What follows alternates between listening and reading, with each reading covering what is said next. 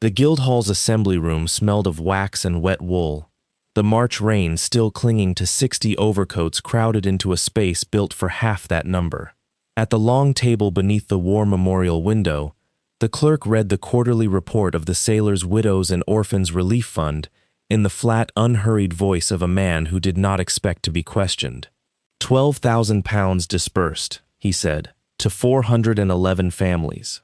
Reserves remained sound. Verity Calloway stood at the back of the room, where companions and unmarried wards were expected to stand, holding her uncle's gloves and saying nothing, as she had said nothing in rooms like this for 6 years. She said something now. 411 families, she said, her voice carrying further than she intended into a silence that had not existed a moment before. The fund's own subscription rolls, which I have copied in my own hand every quarter for 4 years, record 602. Every head in the room turned. Her uncle's fingers closed hard around her wrist. At the head table, a man who had said nothing throughout the proceedings, and whose stillness had already unsettled 2 committee members before Verity had opened her mouth, lifted his eyes from his papers for the first time that afternoon and looked directly at her. "Miss Calloway," the clerk said, in the tone of a man addressing an unruly child, "this is not a matter for young ladies." "Then perhaps," Verity said, "it should be." The Duke of Calderwood set down his pen. "If Verity's courage has already pulled you into this story, don't disappear like the people who ignored her. Like this video, subscribe to the channel, and stay with her until the truth is finally exposed. Stories like this only continue when you let YouTube know you want more." Verity Calloway had been her uncle's ward since she was 12, the daughter of a naval purser lost at sea when the timbers of a poorly provisioned ship gave way in a storm no seaworthy vessel should have feared. Baron Edmund Calloway had taken her in from duty rather than affection, and had spent 8 years reminding her, in small ways he considered kindness, that she was a guest in a life not owed her. She kept his ledgers because she was accurate and asked no wage, and attended his dinners because an extra chair was easier than argument. She was, by every account he gave of her, a burden gently carried. What Baron Calloway did not know was that his ward had spent 4 years quietly reconciling the very fund she had just corrected, ever since understanding, at 16, that her father's ship had sailed on contracts no honest merchant would have signed. Julian Farrow, Duke of Calderwood, had been sent by the Crown to audit the fund precisely because he felt nothing that showed on his face and owed nothing to anyone in the room. He had built that reputation over years, out of a stammer he had once been unable to master, buried since under a stillness so complete men mistook it for coldness. He had not expected, on a wet March afternoon, to be undone by a ward's voice from the back of the room, or by the certainty she was right. He asked no one's permission before he spoke.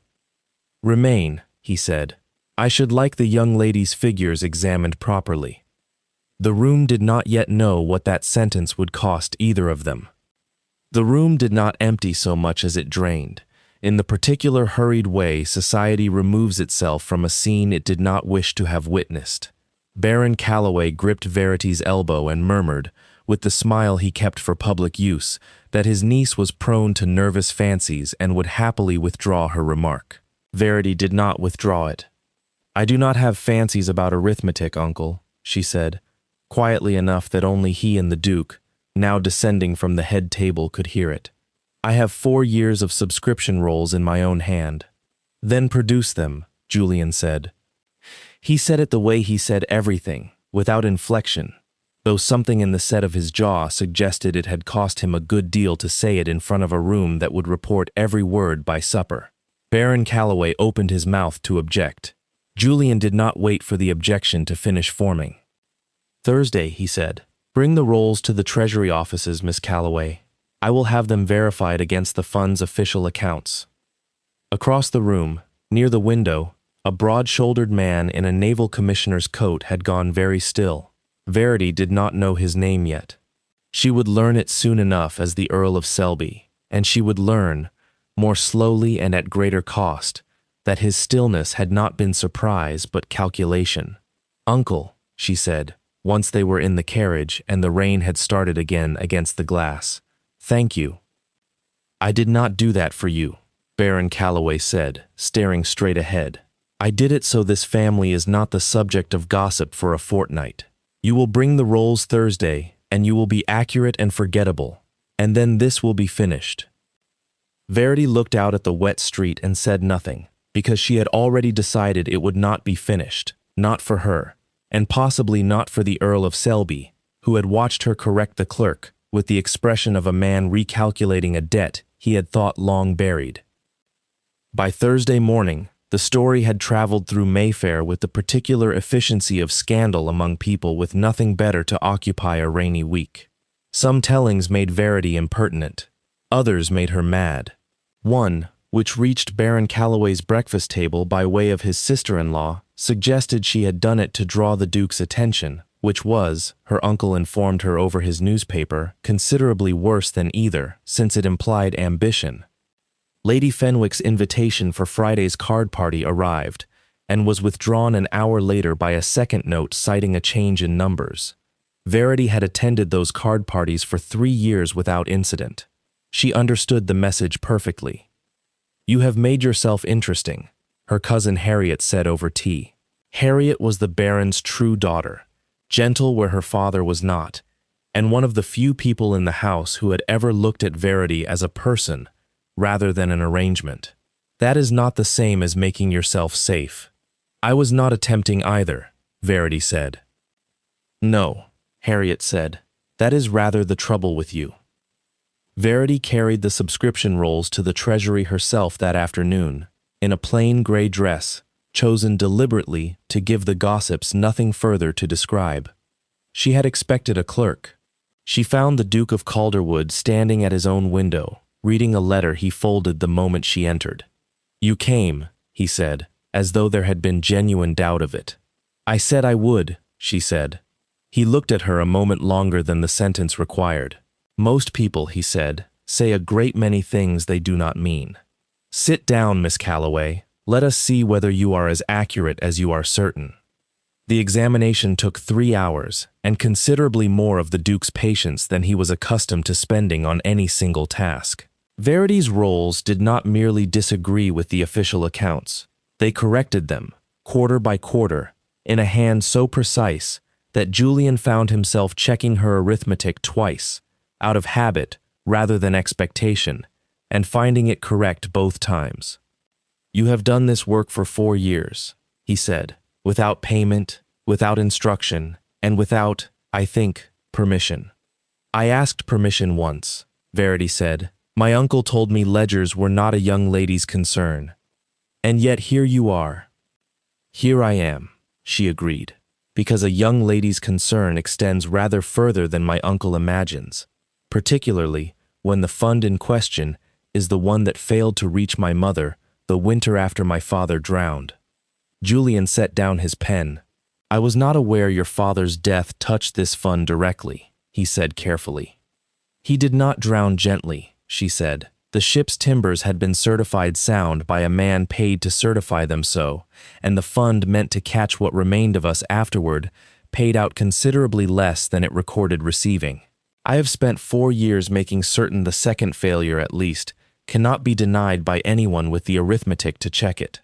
He studied her for a long moment, in the particular way of a man recalculating an opponent he had underestimated. "I had thought," he said, "that you rose in that room out of temper." "I rose in that room," she said, "because I have been patient for 4 years, and patience has not moved a single shilling toward a single widow." Something in his composure, ordinarily so total that men across 2 counties had learned to fear it, seemed for a moment to require deliberate maintenance. "You will forgive me," he said, "if I find that considerably more alarming than temper." "Should I apologize for it?" "No," he said. "I find I would rather you did not." That evening, Verity returned to her uncle's house with the Duke's seal of verification folded into her reticule, and went up to the room that had once been her father's dressing room and was now a place for storing things no one else wanted.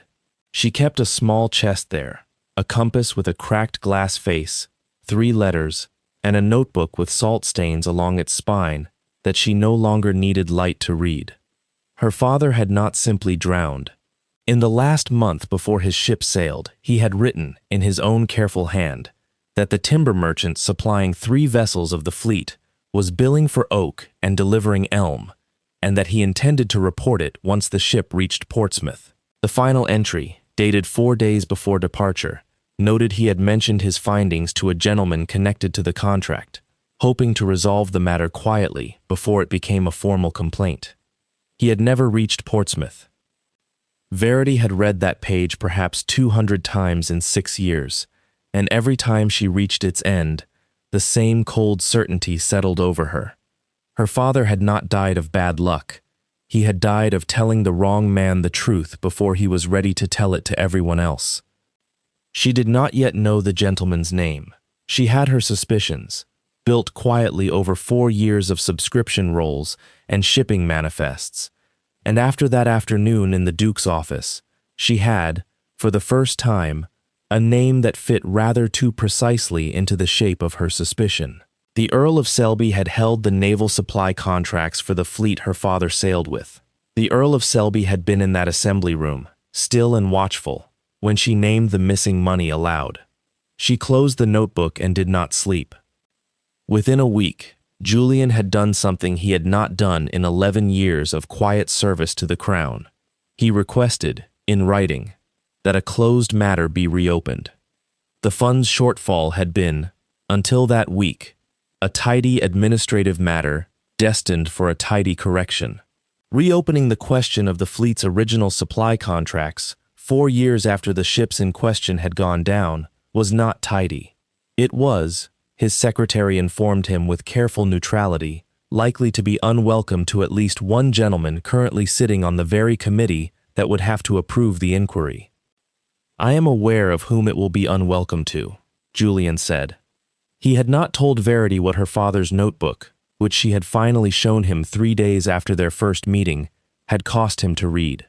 He had also not told her that reopening the investigation would place him directly across a table from a man who had, for 11 years, been careful never to give Julian a reason to look at him twice, and who would now have every reason to look back. His own solicitor advised against it. His own instinct, which he had spent a lifetime trusting precisely because it rarely wanted anything for itself, advised otherwise, and Julian had never found a satisfactory way to ignore that instinct once it had settled. "You are risking rather more than a fund's reputation," his solicitor said. "I am aware of that as well," Julian said. He signed the request that evening in his own hand rather than his clerk's, so there could be no later question of whose decision it had been. The Earl of Selby did not confront Verity directly. Men like Selby rarely did their own confronting when a quieter instrument was available, and the instrument he chose, with a precision that told Verity a great deal about how long he had been managing difficult women before her, was her uncle. Baron Calloway received the Earl privately on a Tuesday afternoon, and emerged from his study considerably paler than he had entered it. That evening he informed Verity, without meeting her eyes, that arrangements were being made for her to spend the remainder of the year with a distant cousin in Yorkshire. For her health, he said, and for the family's peace. "I am not unwell," Verity said. "You are becoming a subject of concern," her uncle said. Lord Selby was good enough to point out that a young woman making accusations against Crown Commissioners might find herself the subject of an inquiry into her own conduct, given the question of how a ward with no income came to possess 4 years of confidential records. Verity understood, in the space of that sentence, precisely what was being offered to her uncle and what it would cost her. Compliance, delivered as concern. Silence, delivered as a favor to the family. And beneath both, the threat that her own investigation could be turned into evidence of her own wrongdoing. Harriet found her an hour later, sitting very still with the notebook closed in her lap. "They mean to send you away before the inquiry can use anything you know," Harriet said. It was not a question. "Yes," Verity said. "Will you go?" Verity looked at the compass with its cracked glass, and at the window beyond which the city she had spent 4 years quietly defending continued, indifferent, into evening.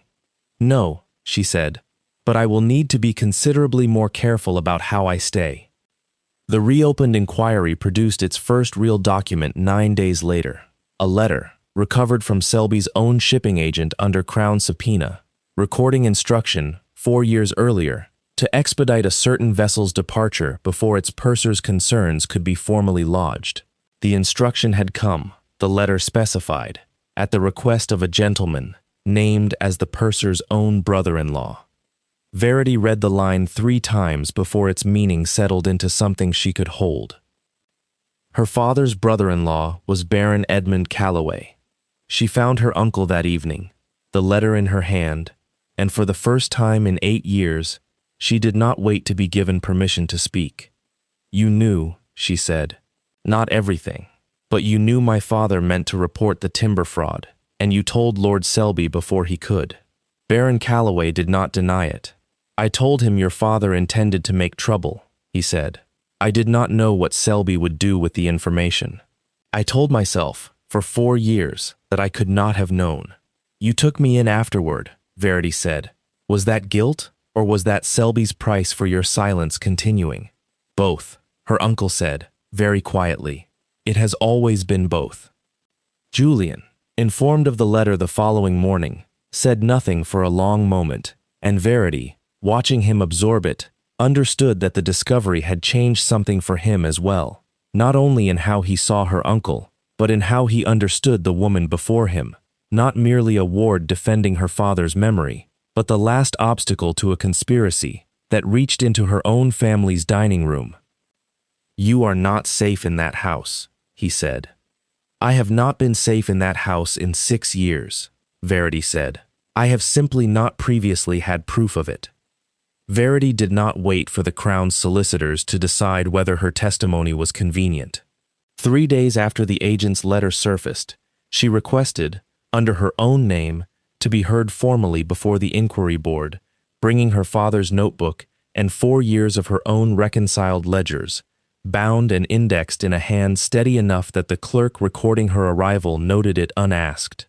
Her uncle forbade it. Julian did not forbid it, though she watched what it cost him to refrain. "They will use everything about you against you," he said. "Your age, your position, the fact you have no formal standing to have gathered any of this." "I am aware," she said, "of precisely what they will use." Before the hearing, she did one thing she told no one, not even Julian, until it was finished. She went alone to Lord Selby's house and was shown into his study, where he received her with the unhurried confidence of a man who did not yet believe a girl of 21 could meaningfully inconvenience him.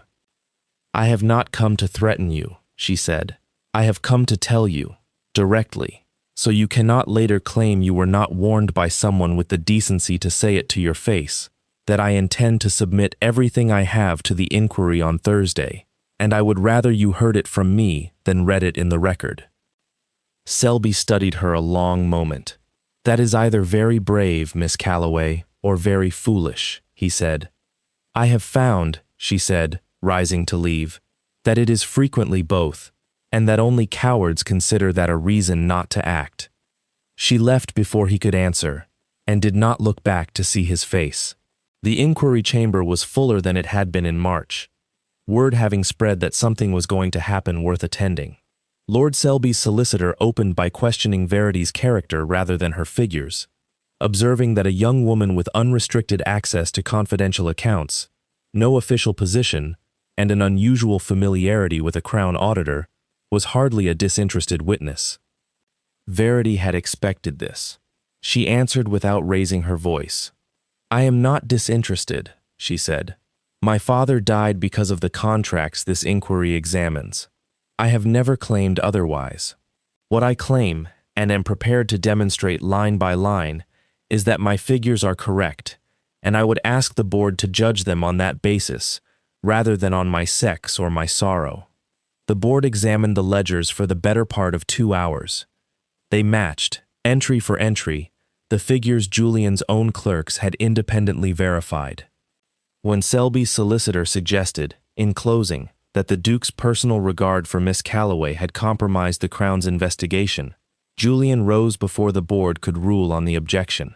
"I have known Miss Calloway 3 weeks," he said, his voice carrying to the back of the chamber without effort. "In that time she has demonstrated more rigor, more courage, and considerably more honesty than any gentleman in this room, myself included on several occasions. If regard for her competence compromises this inquiry, the inquiry was never sound to begin with." The chamber was very quiet. Baron Calloway, seated near the back, did not raise his eyes from the floor.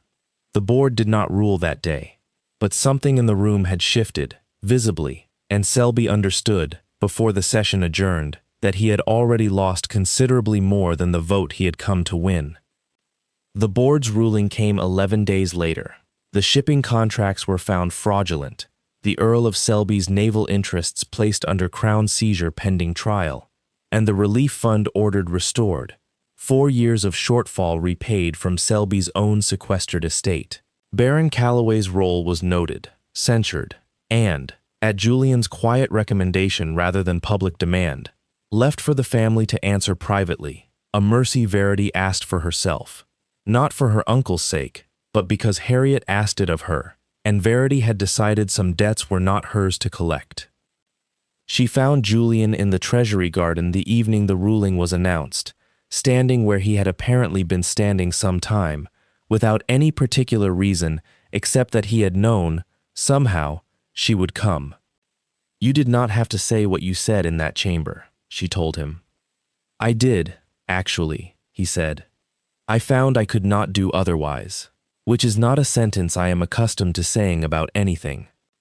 She looked at him, this careful, contained man who had built a decade of stillness over a boy who once could not get a sentence out without stumbling, and who had, in 3 weeks, said more plainly what he meant than any man she had encountered in 21 years. "I was never a burden," she said, "not to my father, not to the fund, not to this inquiry." "No," he said, "you were never that." He took her hand, without ceremony, the way he did everything. "You are, I think, the most necessary person I have met in a very long time, and I would like the opportunity to remain useful to you for considerably longer than 3 weeks. "That is not quite a declaration," she said. "Then let me be plainer," he said, and was. By the following spring, the relief fund operated under an arrangement unprecedented in its charter. Quarterly figures verified independently by Miss Verity Calloway, whose name appeared on the fund's public ledger, not as a footnote, but as its examiner of record, appointed by Crown warrant at the Duke of Calderwood's personal recommendation. Baron Calloway lived out his remaining years with considerably less said about him in drawing rooms than had once been said about his niece, which both of them understood, without discussing it, was its own quiet form of justice. Harriet visited often, and it was Harriet who stood beside Verity at her wedding, a modest ceremony at the same chapel where Verity's parents had married, attended by rather more naval widows than aristocrats, at Verity's own particular insistence. The Duke of Calderwood was widely regarded, in the years after, as somewhat less unreadable than he had once been, a change attributed variously to age, to happiness, and, among the more perceptive, to his wife's habit of finishing his sentences when his old stillness threatened to swallow them whole. He did not mind. He had spent a long time being admired for saying nothing. He found he preferred, considerably, being known. Verity kept her father's notebook, salt stains and all, in a small case on her desk for the rest of her life. Beside the ledgers she still checked out of habit rather than necessity. She had been called, for most of her 21st year, a burden, an embarrassment, and once, memorably, a menace to polite arithmetic. She had settled, in the end, on being simply necessary, to a fund, to a family she had chosen rather than merely endured, and to a duke who had learned, because of her, that stillness was never the same thing as strength. "If Verity's journey moved you," then don't leave quietly after everything she survived. Give this story a like, subscribe to the channel, and let this little corner of YouTube keep telling stories about women who were underestimated, mistreated, and finally seen. It costs you nothing, but it means everything for the next story.